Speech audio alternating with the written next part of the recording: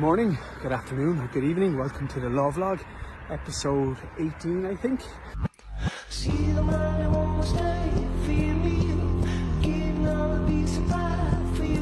November is traditionally a very busy time of the year for any litigation practice.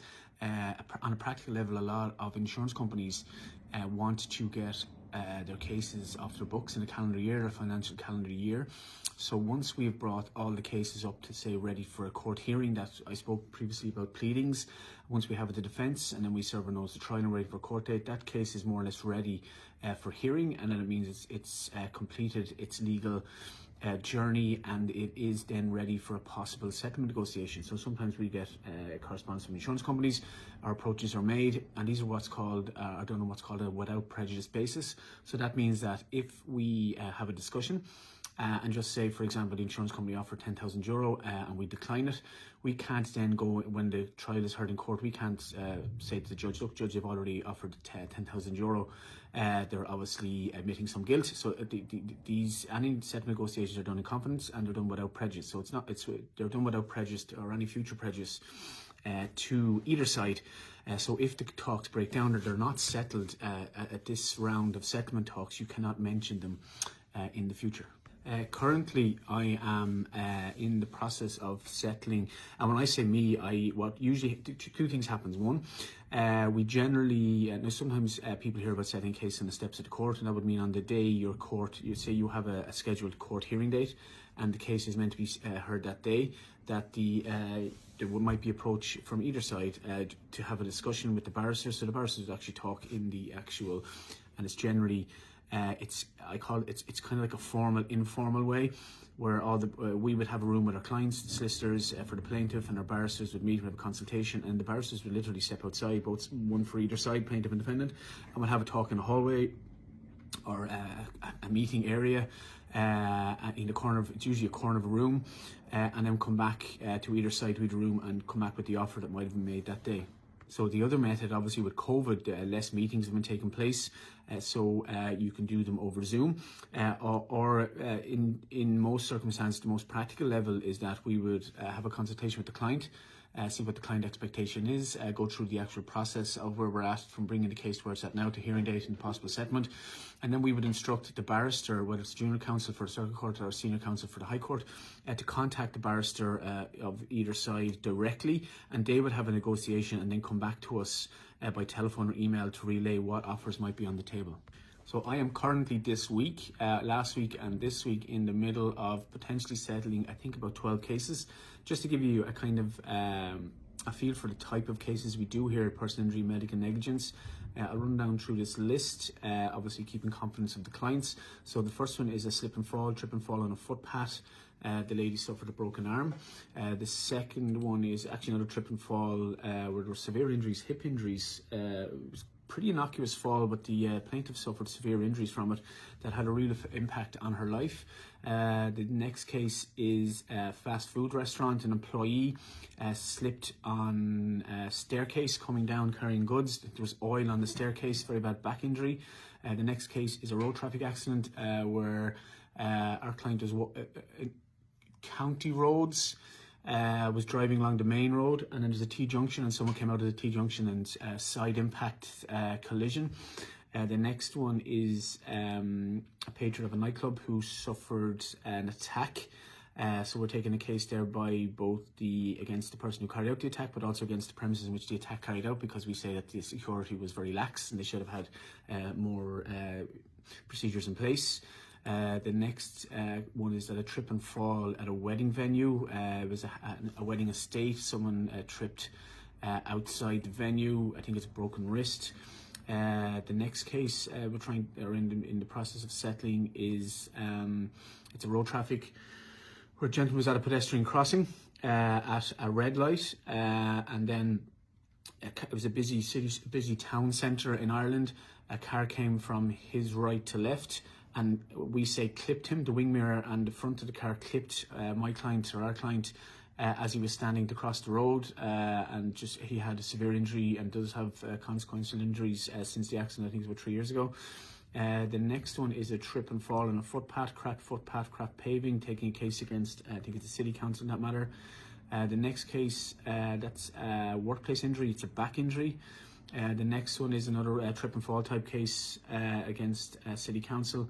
The next case we're in talks of settling is a medical negligence, where the client had a particular medical condition and was being treated along a certain path or prognosis, or a certain path of, how would you say, a decision was made to take her care down a certain way, and this prolonged for a number of years. And then our client visited another doctor and queried why that period of medication and treatment was taking place, and we now believe that that pathway that was on for a number of years was wrong and was negligent, and also affected our client severely. So that case is ongoing. That's a senior counsel, it's a High Court case. The next case is actually a road traffic accident. I think it's a rear ending. And the final case is it's actually another trip and fall type case, but it's one where you see these manholes.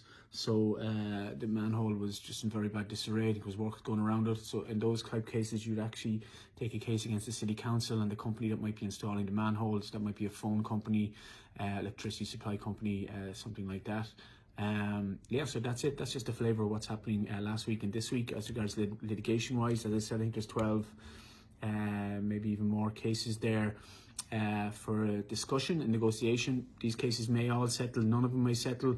It depends on the view of the other side, whether they actually respect the plaintiff and respect the case. It also depends on the value of the case, and what we're trying to decide really for any negotiation is that if this case were to go to court and was met by a reasonable judge in a reasonable day with the same facts, what would that judge decide as regards an award, whether liability is not an issue and the judge agrees that our client has a stateable case? How much would that, in our opinion or barrister's opinion, would that judge award? And if then the negotiation is in that bracket or in that window, and then it's a decision for the client, given all the factors and all the information based with them, that will they actually accept the offer now, or would they prefer to go to court and maybe receive more compensation by the judge? But there's also a lot of other factors involved there, like if you're a plaintiff and you're not used to the court environment, you might be very nervous, so you might be happy to accept the settlement if it's in the ballpark, and forego the sometimes the nervous and anxiety about going to court. But so we always try to relieve people. That's not a factor. We go to court every day. We're well used to that environment. So our job is to get the best result possible for the client and make sure the client has all the information in front of them before they make the final decision and instruct us to settle or reject any offer. So this episode, the vlog slightly different. I have a question or a quandary, with a dilemma, nothing too serious, but I was approached a couple of months ago by a big sporting Instagram type social media profile. They wanted to grow their presence in a certain sport, and they asked me would I sponsor some jerseys and in turn possibly grow the profile of Sweeney Solicitors on Instagram. So I said I would. We did one of two prizes. It was grand. The prize was actually only if one team won, so if the team didn't lose or it was a draw, so if the team lost, it was a draw, there was no jersey, so there was minimal jerseys given out. And then there was a competition, so to bring that to a conclusion, myself and the sporting company just ended in good terms. For anybody that I know, some solicitors might think that there are obviously strict solicitor guidelines. One of them is that you cannot offer like a prize or enticement for work, so there's no breach of those guidelines. This is just simply to grow an Instagram profile. But here's my question, or my issue. So the last competition was a couple of weeks ago. There was 2 jerseys won. They just ran a 2 jersey competition for that game, and that's fine. And we got the details of the person who won the competition. One of them, the details came to me. They said they wanted an XL jersey.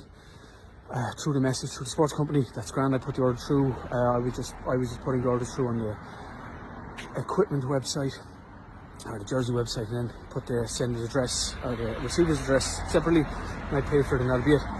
So when I got the message, originally it said the jersey was XL or double XL. So I was just confirming there was something wrong with the original address I got. So I contacted the winner directly through Instagram, asked them to confirm their address, and just confirm look and have the double XL. They said, look, it's not double XL, I want that XL. And so that was grand. But I had already been in the jersey website and had a shopping cart open. came back out, shut it down, came back in, bought the XL. But until the transaction was completed, I realised I actually sent 2 jerseys. So the double XL and the XL was sent to the winner. I just popped a message to him to say, look, I think there's 2 jerseys gone out there. I got a message back to say something along the lines, yeah, I'll keep an eye out for it. And then I got a message today to say the double XL and the XL arrived. I'm going to swap the double XL for a jersey for my mate. I won't be able to send them back to you. That was it. So I'm just wondering, is that okay? Is that guy thinking, you know, solicitor's office, it's just 1 jersey, not a big deal? Should the jersey be sent back? Should I give a care about any of these things? So, what do you think? Do you think he deserves it? My mistake? Best of luck to him. Do you think he should return the jersey? Do you think it's just so minor I probably shouldn't be making vlogs about it?